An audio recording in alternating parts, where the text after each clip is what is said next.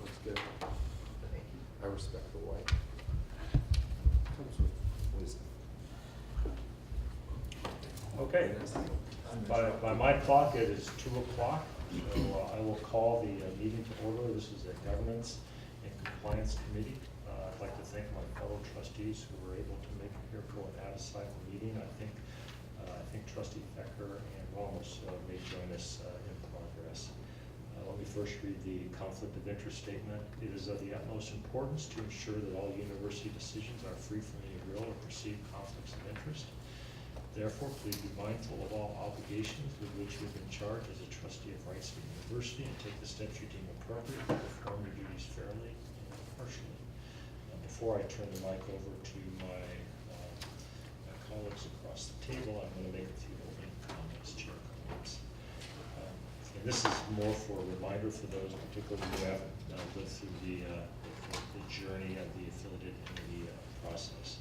This board approved the affiliated entity policy in 2016. That policy requires that each affiliated entity will, quote unquote, will enter into a memorandum of agreement with the university, close quote, and that each entity will also submit an annual report to the university in a form to be determined by the chief financial officer. At minimum, such report should include the following: financial statements, audit statements, tax filings, annual budget reports, disclosure of material, contingent liabilities, and litigation, list of current directors and officers, disclosure of significant events that change the financial profile or operations of the organization, and progress reports towards financial independence. These topics will be addressing the report today. Before turning the mic over again to Mr. Andresh and Mr. Branson, let me set the stage with a few more comments.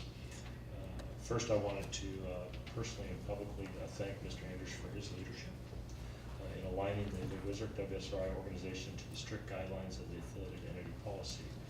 WSRC was the first affiliate entity to complete the compliance review process, was the first to complete an MOA with the university for that policy, and now is the first to submit a report to the University Board of Trustees. When I joined the board in 2015, seems like it was yesterday, there was clearly a lack of transparency, at least for this board, with respect to WSRC, WSRI business and research activities. That has changed dramatically under the leadership of Mr. Andresh, the oversight of his expanded WSRC board, and I know you'll talk to that today, and the engagement of the current University Board of Trustees. I've had the honor to represent our university trustees on the WSRC board for the past 4 years. I have witnessed firsthand the transformation of this relationship. Where we were 4 years ago and where we are today is like night and day. We had, and again, as a reminder to my fellow trustees, when we started the review process, we established a three-step process. Step one was to determine if the affiliated entity, or so-called affiliate entity, met the criteria of policy to be considered a university affiliate entity. In 2015, we had over 20 organizations notionally calling themselves affiliated entities. That list was reduced significantly in the first step of the review process. Still, thank you for all your work in that regards. Part two was to ensure that each affiliate entity was in compliance with the board-approved policy. WSRC completed that step without the need for any exception to policy request. Part three is being incorporated in the university strategic planning process, determining if the continuance of the affiliate status remains in the long-term strategic best interest of the university. That strategic planning process is ongoing, and we as a board should expect a future recommendation to this board on each of the affiliates, WSRC and all the others, about their continuing relationship with the university. So let me just finalize by saying I appreciate all the work that WSRC has undertaken to ensure transparency, compliance, and effective mission execution. We can't forget that. Effective mission execution to support critically important research that impacts our region, our state, and our national security interests. So Mr. Andresh, Mr. Branson, the floor is yours. I would just add a couple of comments to that, General Moore. As we worked through this process with WSRC, with Dennis and his folks, 100% cooperative, provided us whatever we asked for whenever we needed it, sometimes on a short time frame. As we go through this, particularly the actual report itself that's been posted online, I believe, Our intent is to standardize this report across all affiliated entities, so that when you all get a report, it'll look familiar, it'll have the same information in it. So comments, polls, too much information, too little information, whatever you think it needs, we'd be happy to do it. Again, as you stated, this is the first, and so we can modify from here on out. It's always a challenge to be the first out of the starting gate. You don't have a template to follow, so you're already setting a, the standard for us. Now we can adjust it if necessary. Okay. Well, General Moore, thank you, and President Schrader, thank you too, and Board of Trustees. I'm going to walk you through a presentation that summarizes the annual report, and I'll try to cover most of the items that are actually covered in the written report. If we can do the next slide, please. Somebody Sort of as a summary up front, we completely changed the board, was our back from 4 years ago. The board was primarily made up of internal Wright State University folks. The board now is mostly made up of external folks. However, it does include a Board of Trustees member, General Moore, the President, and 2 nominees that the President's made, which is Dean at the School of Medicine, as well as the current acting VPR, Alan Wright. The rest of the board is made up of folks outside of the university, and it's folks actually all over the country. And we currently have 2 board positions open, and we're actually recruiting nationally for those board members to be a part of the WISA board, and we've got some good candidates for that. All of the affiliated entities that we had and connections that we had were dissolved or eliminated. We had 5 of them, and they've all been cleaned up, and they've been completely dissolved or eliminated. One of the things for transparency was a desire to start an executive advisory with the Wright State leadership, which we implemented a year ago and has been going very well. As well as we created a research advisory council, which is made up of representatives from all of the colleges across the campus, which include faculty members, chairs, as well as deans. And I will say that both of those have gone extremely well. The research advisory, we've actually collaboratively built an IRAD independent research development program that we just released to the faculty and students last week. But it's an opportunity to actually sponsor research for the WISARC with the faculty and students, and feeds winning new activities going forward. Our audit report in FY18 was much improved over FY17. 17, we had a lot of deficiencies. We added a new CFO this past year with a lot of gap experience. That was the biggest issue with our audits previously in 17. And we had a pretty clean audit report, in fact, no major deficiencies. The biggest challenge we had is separation of duties between individuals. We're a small organization, only 65 people. That's something we're continuing to work on to make sure that everything is separated. I'm happy to report too that the RD cap, dating all the way back to 2010, it was $5 million from the Third Frontier. We've been working with the state, and it appears that we'll have all of that money released in the next 60 days, and we'll be able to attain the $5 million. And it took a lot of work to get that done, as you might well know, but that was a due bill. It's about $1.6 million that the university will see in cash over the next 60 days. Well, so it's not approved yet, so let's just. It's got to go to the controlling board, but the approval of adding the 6th contract was added, so, which is a big deal. And it also all depends on what you invoice against it. Yes. $5 million is already sitting there, that's not the issue. Right. Which we've actually prepared all of those and sent those to the state, so. So you've actually done what? Prepared those and sent those to the state. The invoices? Yes, we Okay. have. Having watched how the dogged determination of the organization to continue going after that versus letting it just falter.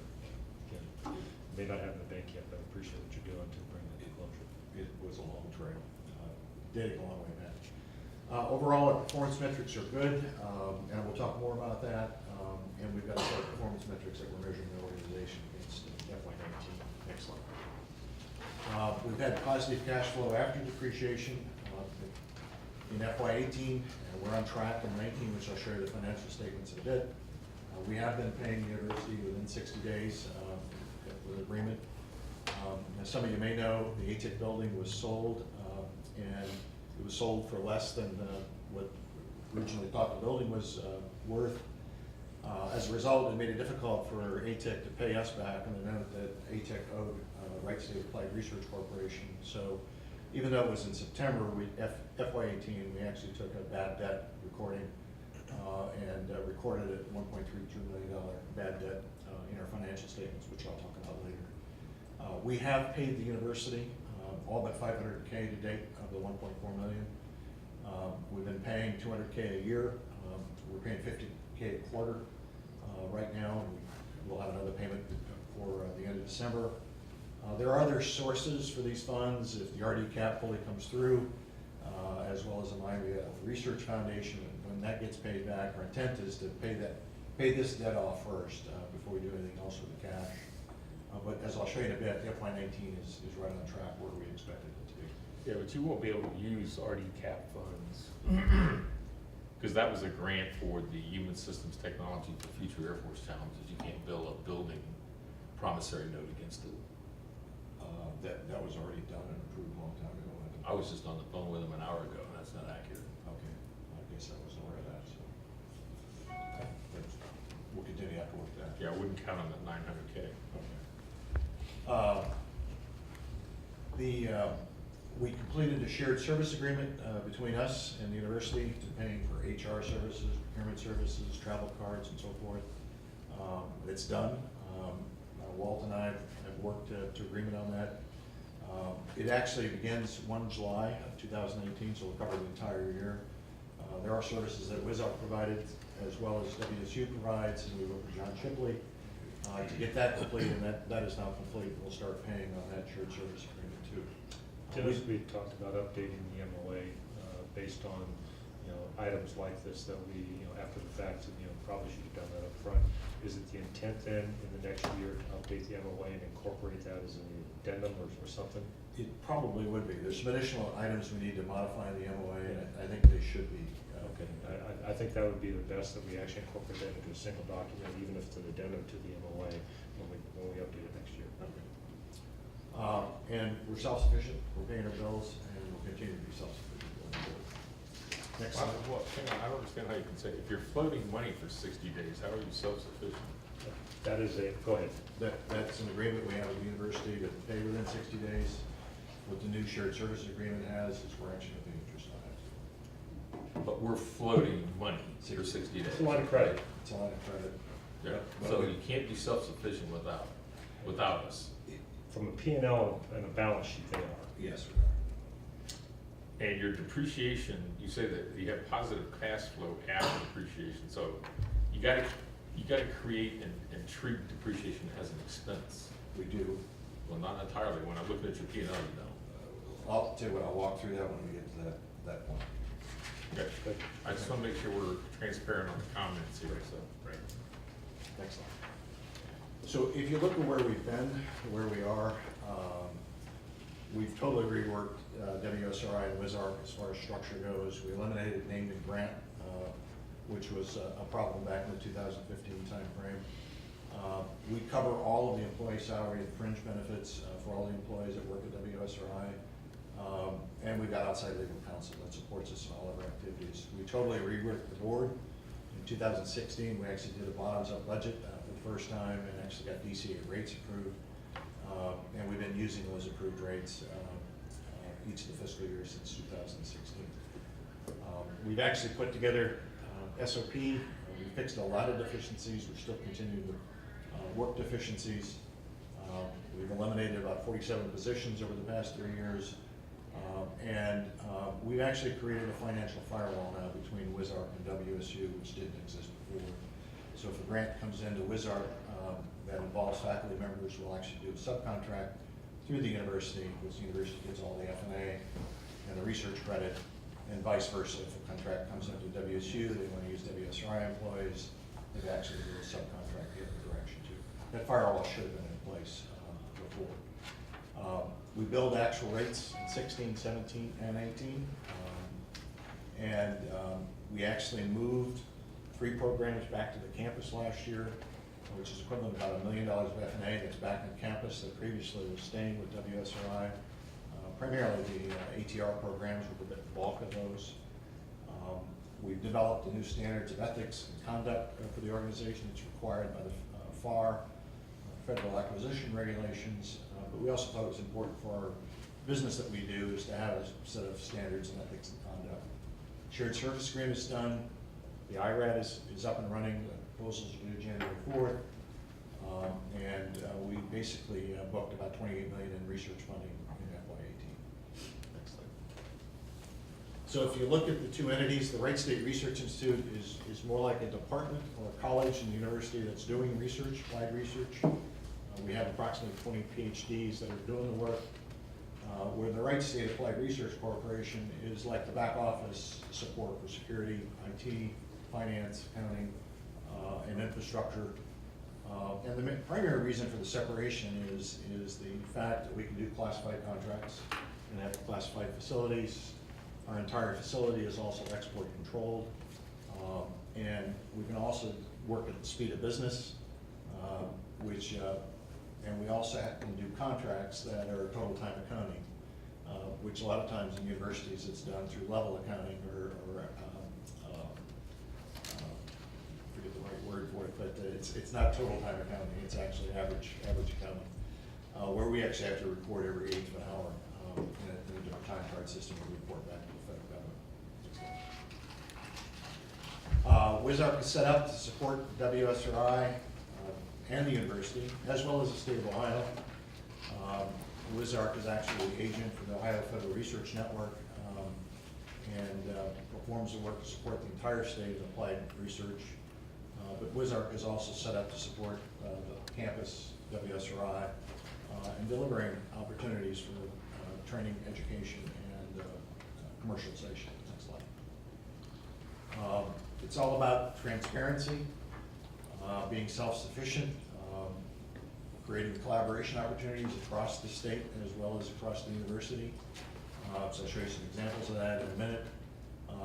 But what we're really trying to do is provide the services to be able to act and operate like a normal business would in the defense community or government community, but also to try to bring the state together to better support Wright-Patterson Air Force Base and that's it. Next slide. These are our goals that we're tracking against, in which we've got metrics, basically accelerating the research, enhancing commercialization, be responsive from an OFRN perspective, providing contracting services across the various entities, and then create a positive, inclusive environment that values diversity, equity, and inclusion, which is actually in addition to our set of goals from previous years. We're trying to drive additional change of culture within WSRI, and we feel this is a very important goal and objective for WSRI and WISARC going forward. Next slide.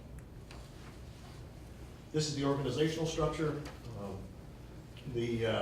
The purple are really in support of WISARC, which are all the shared services of contracting, finance, security, IT. The green are the WSRI folks actually doing research. And of course, all of the employees at WSRI and WISARC are WSU employees, and actually are doing the function support for WISARC and WSRI. I report to Alan Fries from the university side, from the BPR, and then of course I also report to the board of directors for WISARC. Dennis, can you comment on the Wright State University employees who are part of WSRI as far as compensation and fringe benefits? Yes, the compensation, the salary, and fringe benefits are totally paid for by our contracts and paid for by WISARC as part of the contracts, so there is no additional cost to the university for those. We actually have to do vacation and holidays a little bit differently, so we compensate for that too. But everything is paid for through WISARC resources. Walt, as far as you're concerned, as you look at the costs associated with those employees, is there anything hidden in there that we're missing?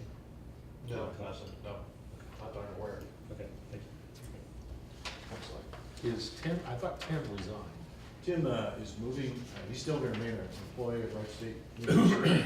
He's going to be a part of the School of Medicine, primarily supporting the O&R Muri contract that he's got over there, but he's also going to be supporting the Institute for the Dark Elite program, which I'll talk about later. But he's still going to remain an employee of the university. It's your chief science officer. He's chief science officer. Anybody's stepping down, is that a position, and we're actually looking for new chief scientist. Is he a part of that search that we mentioned earlier? Or no, that was the executive director. This is the same thing. Okay. Well, he's 2 board members, that's different. Okay, He was talking about so first you have a board search members. for his position as well. Yes, we do. We got an open posting. These are the governing bodies, so the board of directors really oversees the fiduciary of the corporation, and the responsibilities for the corporation. But we set up the executive advisory council as a way of being more transparent with the administration and across the university. That was not the case 3-4 years ago. And we've done a lot to actually improve the transparency, this being a part of it. Same thing on the research advisory side is there was not much interaction between some of our researchers and the faculty researchers.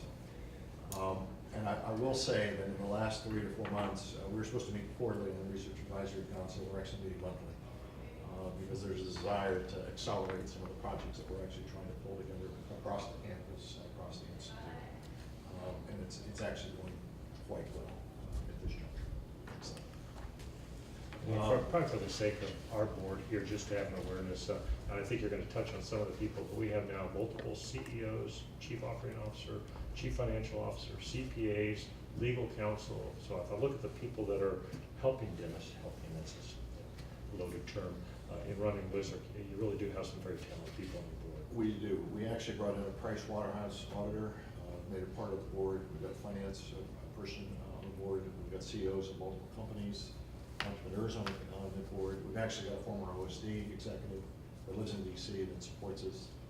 And we're looking for folks out of OSD that we could bring onto the board. So as the guy who sits on the nominating committee for that board, so if you have ideas, we're always looking for good candidates. If you look at the research portfolio, 5 years ago, it was just AFRL. And everything in green has been added over the last 3 to 4 years as far as new clients and customers, which involve folks and researchers at the Institute as well as here on campus, which I'll talk about in a minute. The other thing is the focus areas. We were doing everything for everybody at the Institute and the ARC. We decided we needed to narrow our focus. That's one of the reasons for moving some of the projects back to campus. It just didn't make sense.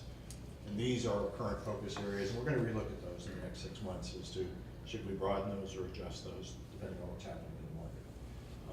But all the green clients have been added over the last 3 to 4 years. This is an example of one of the projects. This is with the Office of Naval Research. Some of you might remember the train accident, the Amtrak train, where the operator lost attention for a bit, and the train crashed and several people were killed. This actually was a program that was started as a result of that. It involves faculty members as well as researchers at the Institute, but really looking for ways to automatically measure lapse of attention so that you may be able to automatically, buzz the individual or wake the individual up that, they've dozed off. This program is now complete, and this is actually leading to other programs across DARPA as well as ONR. Another project led by Dr. Tim Broderick and working with folks here on campus is vagus nerve stimulation. This is where you actually stimulate the vagus nerve with this commercially available device, and you can enhance your memory retention and the speed at which you learn things. And they've actually seen up to 30% improvement in reduction in training time for intelligence surveillance analysts by using the stimulation device. We actually have opened up a new lab at the NEC here on campus. We're going to be testing approximately 300 folks over the next 2 years. It's a follow-on program to this with DARPA, which Tim's going to be leading. And the intent is to see if we can find the right stimulation. We're also looking at the genetic side of the individuals and see if we can basically determine based on genetics and epigenetics who might be a best analyst versus maybe somebody that may need more training and so forth. So a very encouraging program. So you're looking for volunteers for the shock treatment? We are. As an interested student, how much is that product? It's not much. Enhance my learning and. It's Austin, it might be good for grad school, buddy. I don't know the cost exactly, Austin, but it's not that much. But you got to be careful not to overstimulate yourself.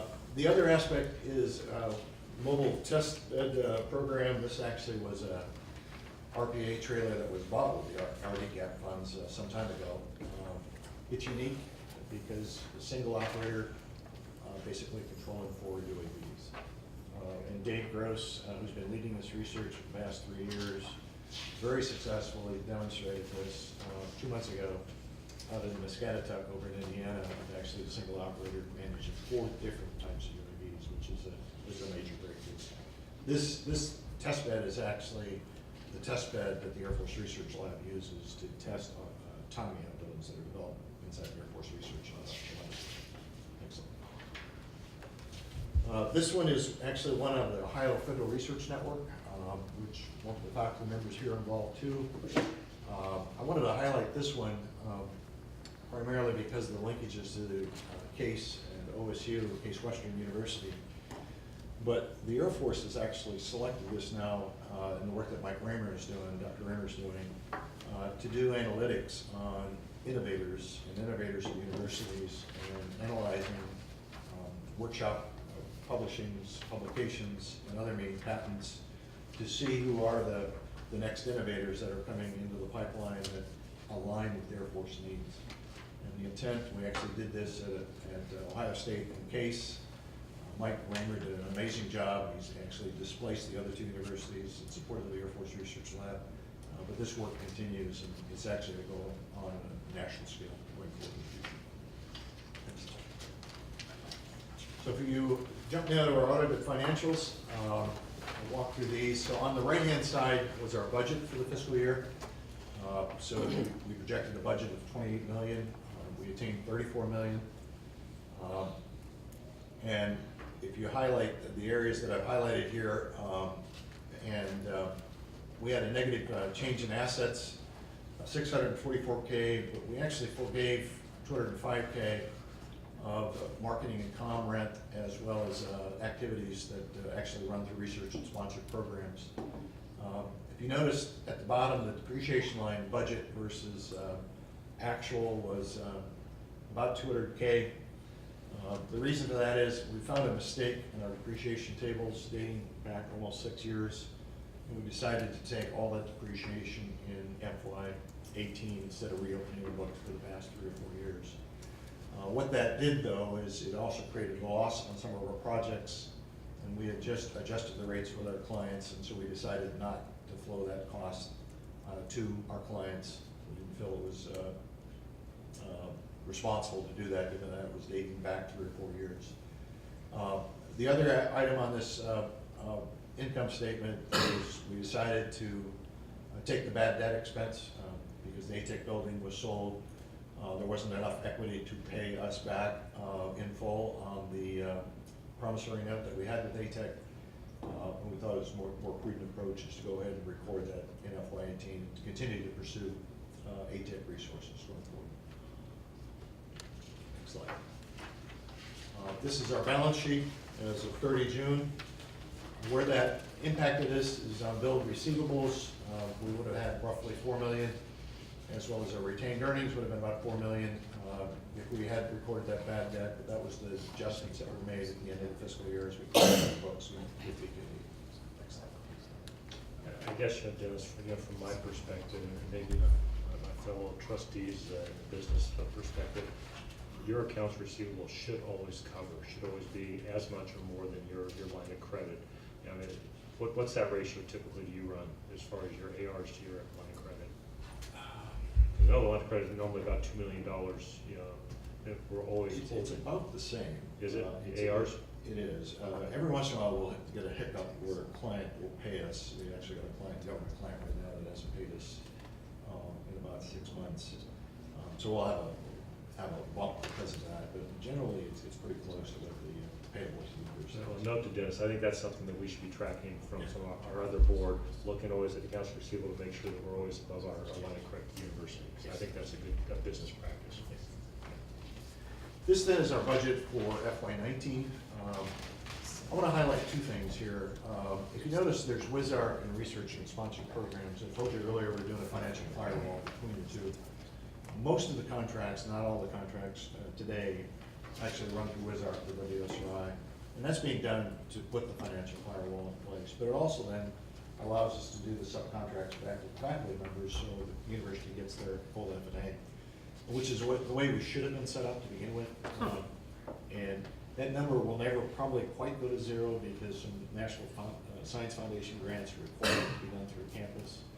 But our intent is to drive that number to zero, and not that we're trying to, let me clarify, we're not trying to zero out any research with RSP, that's not the intent. It's really to complete financial firewall between the two of us. Next slide. This is where we stand as the end of October. And you can see contract revenue is 11 million, budget was 9. The important thing is down at operating income, which has been a concern of ours, as well as I know my board of directors. We're at minus $1,800 at this point, which is not bad. It's pretty good, given that it's been a much larger number in the past. But as you can see, in changing net assets, it's roughly 149K for this fiscal year. And each month, it's getting better and better as we move forward.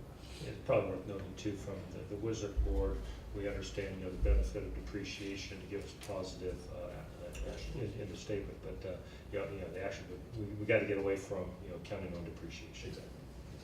And we're just about there. Yeah. If you look at the balance sheet on the next page, nothing notable here, other than it's tracking with the balance sheet from past June. And so the other big program that we do at WISARC and the Wright State Research Institute, WISARC is the executive agent for this, is the Ohio Federal Research Network. Both Ohio State and Wright State are the agents for this. We helped put this together almost 3.5 years ago. If you go to the next slide, the state has invested $31 million in this program. The focus is to take the universities across the state and get them better aligned with Wright-Patterson Air Force Base and with NASA Glenn. So the first thing we did is we went to those centers and said, where are you going to spend your money? And then what we did is surveyed the universities across the state of who's the leading universities in the different areas. So we picked materials and manufacturing, we picked energy storage. And our focus too was not on basic research, but on applied research, which again is what the mission of WISARC and WSRI. I'm happy to point out that we've invested roughly $27 million in projects across the state, and the universities have won $139 million. And so the ROI on this for the state has been exceedingly good. There's also 7 companies that have been generated in this process too, and have been spun out of these projects over the past 2 years. In fact, one at Wright State is being spun out too as we speak. In addition to that, we got some additional money in the state budget at 18 and 19, but we also got money added to the AFRL budget for tech transition and commercialization, and we're competing for those dollars to get those dollars to apply to this activity too. I will point out that both AFRL and NASA Glenn, Naval Medical Research Unit, and NASAG are strong supporters of this program. It's done brought a lot of help to them. Next slide. This is the way it's set up. Since Marty and I are university employees, we can't be the selection authority on who wins projects and grants. So we actually created a technical review council made up of National Academy of Science folks, state executives, business executives. We actually have a DARPA PM, former DARPA PM that chairs the group. They actually review the white papers and proposals. They make the selection. And then the executive review board actually votes on that selection process, and that's made up of university presidents, CEOs of companies, and state executives. So Marty and I are just basically the agents to make this happen, but those are the bodies that actually make the decision where the funding is deployed. I will point out that Wright State has 2 centers, Human Performance and Healthcare, as well as C4ISR. It's a joint effort with Ohio State. And the other centers, as you see here, are spread out basically across the whole state. Excellent. What we're focused on right now is we led an effort. It's called Soaring. The state has created an entity called Drive Ohio. On the lower right-hand side, Drive Ohio is to enable autonomy, both for ground vehicles as well as airborne vehicles. And the state of Ohio and the Air Force Research Lab also invested in the ground-based sense and avoid radar out at Springfield. So what we've done is develop some projects that will actually utilize these assets that the state and the Air Force have invested in. And we've actually got one contract that's gonna be creating a personal air vehicle that, basically taking a Cessna airplane and turning it into an autonomous platform. And it will be tested through these facilities. So the intent is to maybe lift the universities and the businesses in the state to support future aerospace needs for the state. What's your long-term forecast with the state for continued funding of this program? I guess with With the new administration, it's, You know signals yet on what, maybe trustee Longus, do you know, any idea? I'm sorry, what was the question? Well, just this OFRN, if it was a favor of the last administration, do you have any idea if they're gonna continue? I don't think it will. Yeah, okay. Partially maybe, but not at Not this at level. the same level, Yeah. okay. so in summary, we made a lot of changes in the board. We've done a lot to clean up the compliance and infrastructure of the organization. Our financials are finally starting to click the way they should be as an organization. And our overall performance has been much improved. We've got past positive cash flow. We're watching all the knobs to make sure that we don't dip down into our expense line like in past years, to live within our rates. We're really intent on not raising our rates this year or adjusting our rates this year other than driving them down to a little bit lower. And we're going to do everything in our power to do that. Have you chased off any of your clients by, adjusting the rates to get full cost capture? Properly communicated, it actually is okay. It's just when we don't necessarily communicate it effectively that we've had some challenges. Nobody's departed yet? Okay. And you've raised the rates already? We raised the rates back in April for 2018. 2019 rates are actually lower than they were in 18, and so the clients are happy with that. Yeah, it's probably worth noting, one of the reasons that there was, the problem with the finances is that we were effectively subsidizing the rates for a number of years. At the university, we corrected that, I started that correction back in 2015. And I don't know if we want to go down this rabbit hole, but it basically, what was happening is they weren't adjusting the rates at all. Yeah. And the delta was basically that $4.3 million write-off that took place in 2006. Yeah, I bring that up from a historical perspective, that's the first thing we corrected. Yeah, but you have to be careful with rates, because the majority of your revenue is really passed through. So your direct labor is your source, right? It is, yes. So if you go too far out of bounds, It you're gonna ruin because the rest of it's all passed through revenue. Yeah, well, that's why I brought it up, Bruce. We haven't chased out, I'm very sensitive to the rates and making sure that we don't compromise the relationship with some of these important clients. So as you get to, when you look at this on a run rate basis, if I look full year 19, it would appear to me that you're gonna have to do something at your current run rate in order to stay out of the hole. We don't think so, because you're probably looking at the total expenses, and if you notice, the expenses for subcontractors is higher than we budgeted for, so that's impacting the expense line.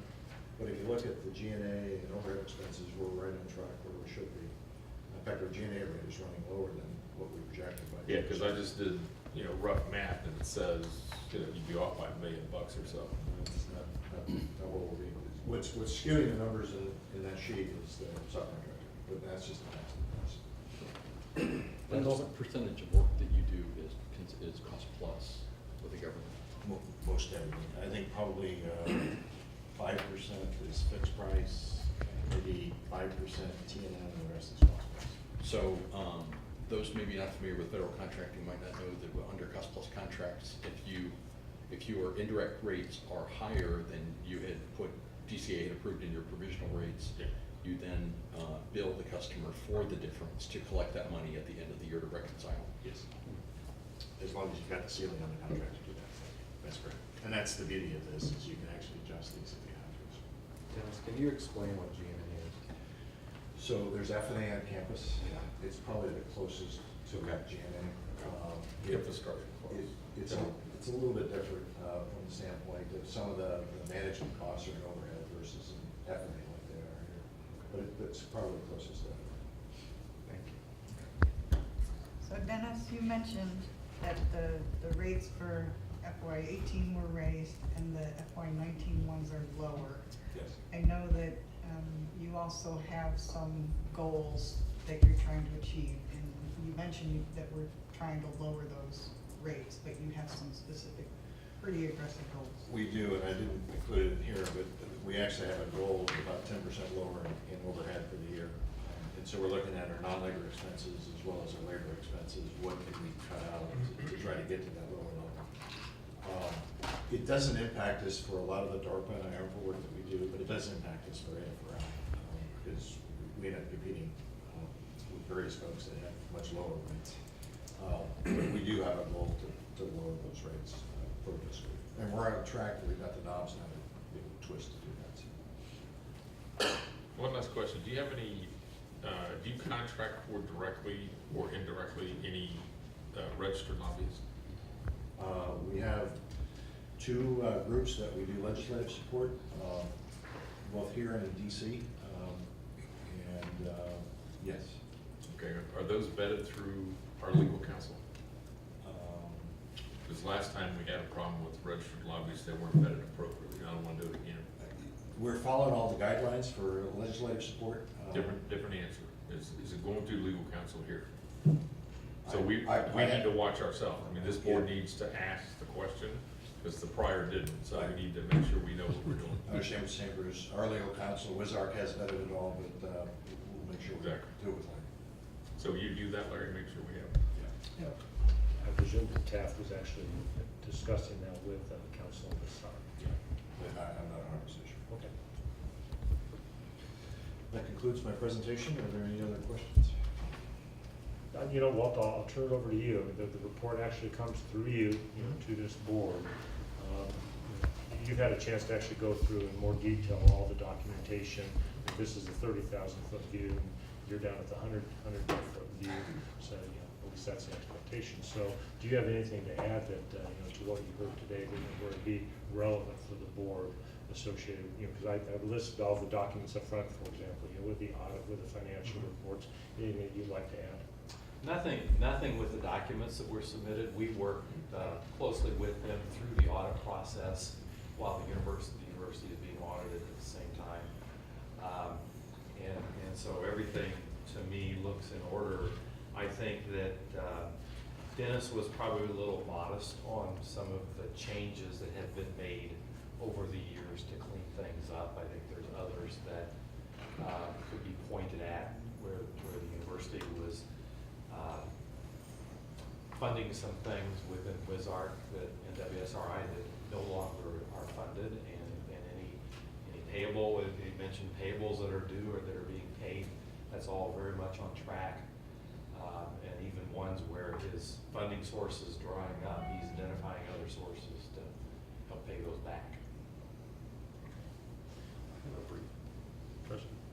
Question, Dennis, what's Wizark's current relationship with ATIC, and what is the status of ATIC's existence? ATEC as a corporation still exists. We have a promissory note for the bad debt that we adjusted for. We're working to get as much payment as possible. We're in the process of drafting up legal agreements to get paid as much as possible. That does not impact us paying the university the $580K. We're using our sources to pay that bill. But we are continuing to pursue funding from ATEC to cover that promissory note. Does ATIC have ongoing operations, or do they have assets? The only other operation is the Avatech facility in Springfield, is part of their portfolio, and there's activities going on out there.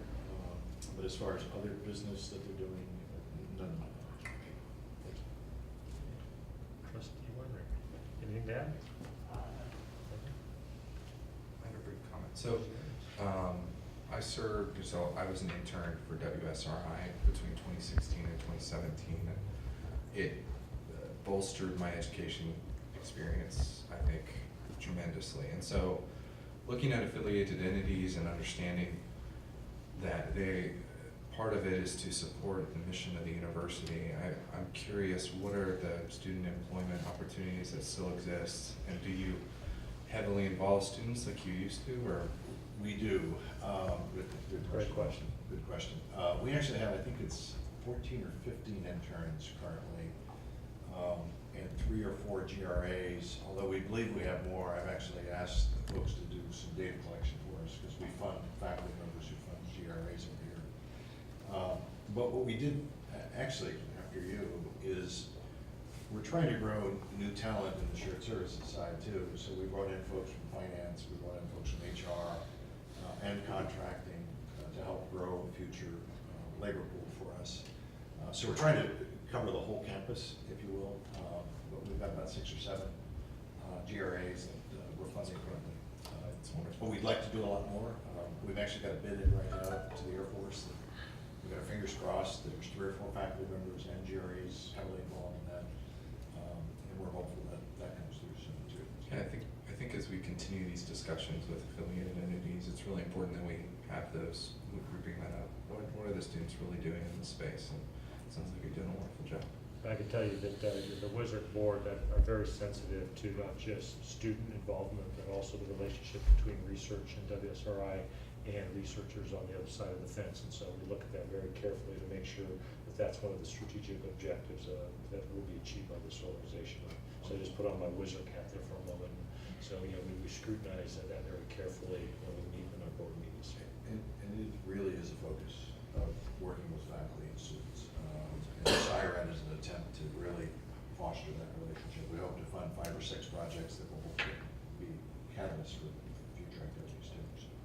Trustee Langos, I skipped over you. Anything else? I'm good, thank you. Okay, I'm gonna put Ms. Tittle on the spot here, because when we actually did the compliance review and determined that they were in compliance, since then going forward, do you have any concerns, anything that we're missing associated with compliance with this board's expectations? I do not.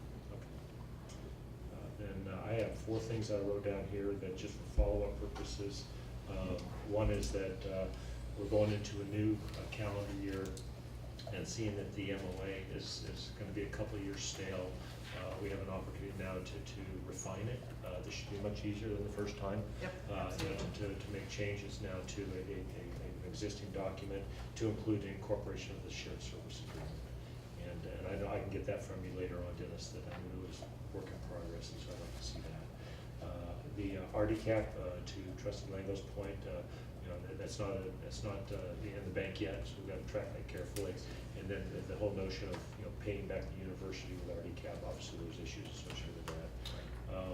And just for your awareness, I do think as a board, we need to be tracking accounts receivable versus line of credit, because again, that's a good business practice to make sure that if we ever dip below that, you know, we need to be cognizant of that, because that to me is part of being self-sufficient.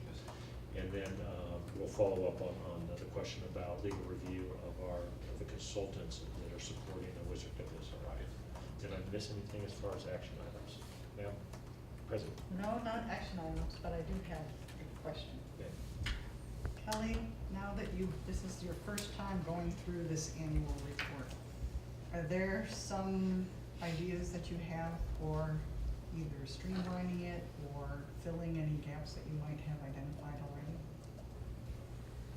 You know, each entity has been very different because the businesses are so different. Wizark was very cooperative to work with. So it was actually very streamlined to go through their process. I can't think of anything right now, but it's definitely something to consider as we're moving forward, for sure. So there might be differences in what type of information you would like to see. I think the baseline information needs to be the same so that it meets the requirements of the policy.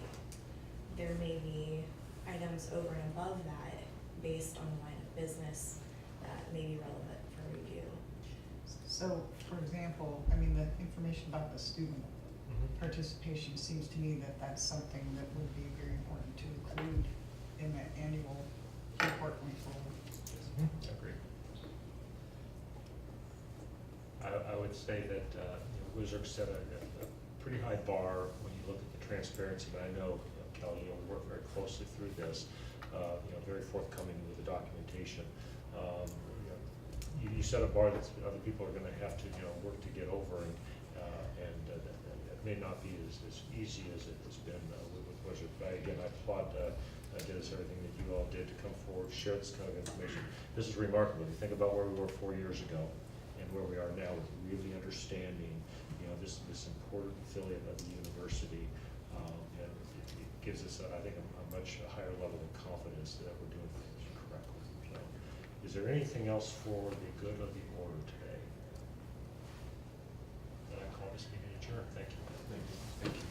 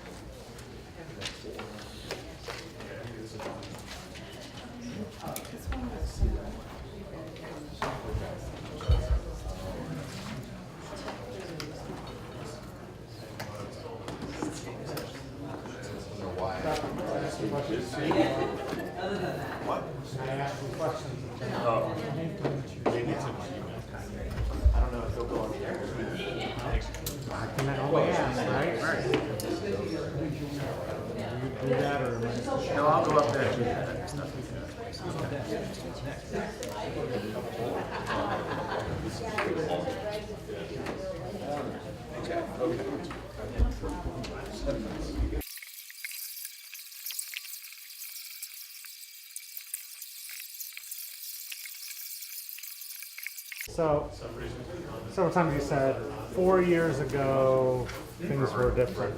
I think so, yeah. Save me a seat. Yeah, we'll do for 5 minutes. What do you define as different? I'll go back in time 4 years ago. Did you see this type of form with this type of disclosure to the board regarding what's happened in the Wizard? No. So, I mean, That's transfer. David also wasn't covering this regularly. I wasn't If you're covering watching it, this I was from just afar. reading it, but, okay, so, Yeah, WSRI Wizard, they were operating effectively outside the purview of the university, and particularly the board of trustees. And so if you look back at what was, I mean, probably the best chart to look at is the one that's put up there, what's happened over the last 4 years. None of those things were in place before, so if you go back 4 years ago, even to think about having this type of review, people wouldn't even know how to start. So, it started with, what do we expect of affiliates? right. Can they actually comply with what we expect? And then will they be forthcoming and coming and reporting to us what we need to know to ensure the health of that organization with regards to the university? So when I say it's been a transformative process, that's where we were. Here's where we are today. And so, But, I mean, significant. Them selling off ATIC, they did that on their own They without didn't- your oversight? No, or they didn't. ATIC's a separate corporation. All right. Wizark doesn't know. We don't, Wizard didn't make a decision. ATIC is a separate ATIC decided to sell. corporation, said, we're gonna sell our building. Well, ATIC owed the Wizard Corporation money. They sold their building and said, we don't have enough money to pay you. So again, Wizard is just the recipient of a How business did dealing. Wizark finance the building for ATIC in the first place? I mean, what was the university doing building a building and being owed money from an organization? I think those are all fair historical questions about what was the relationship with the university with a number of organizations in this region, business dealings and affiliates.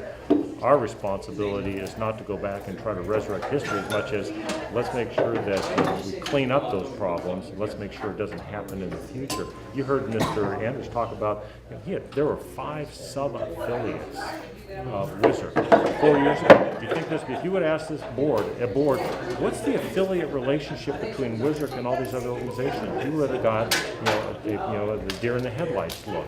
Now we understood that in 2015, 2016, when we started filling the back, there were these business relationships that we as a university needed to understand whether or not there was a implication for us. We did that. And we actually dissolved those relationships with Wizard. So Wizard, in its business relationships, no longer has those sub-affiliate responsibilities and organizational ties.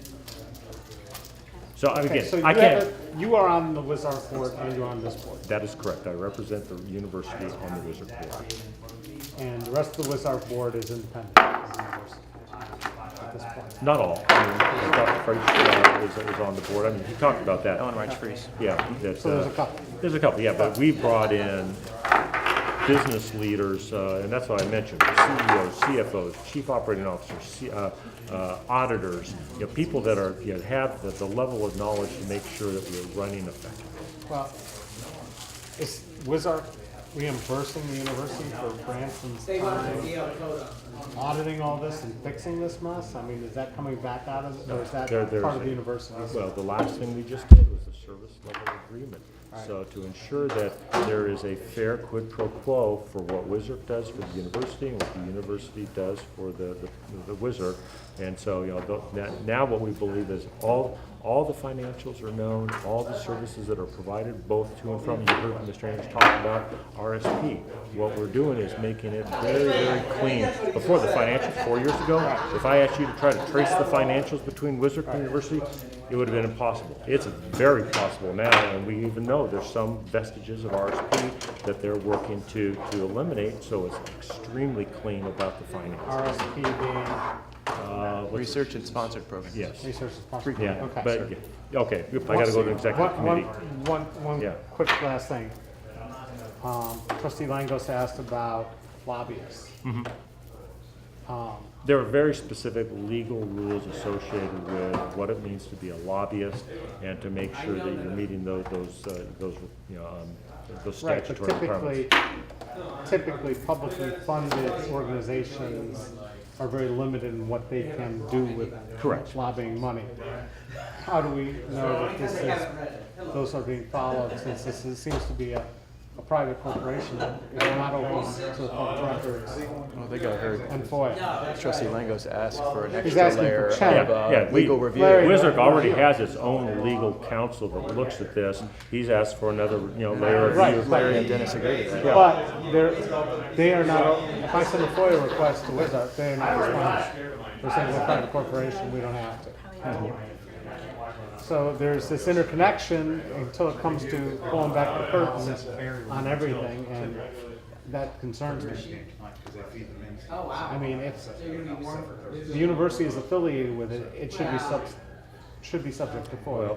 Well, what we said today is there will be an additional layer of legal review to ensure that there are no issues associated with what people are doing to support the applied research. So I'm asking, as being on the Wizard board, will you acknowledge that you are a public organization and keeping your books for public records? It is a private 501c3 corporation. Good to talk to you. Yeah, Okay. thanks. Comply with the laws. Yeah.